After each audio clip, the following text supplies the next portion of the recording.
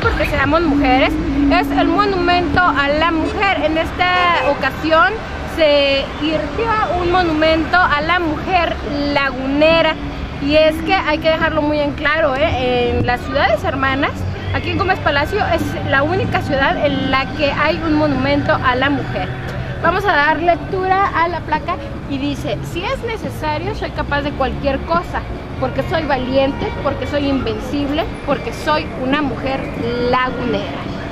Este monumento pues fue erigido precisamente el 8 de marzo del 2010, el día en que celebramos a todas las mujeres. Ojalá y todas las mujeres pues se reflejen en este monumento y también, como lo dice la placa, pues sean invencibles ante la adversidad. Rescatando los monumentos y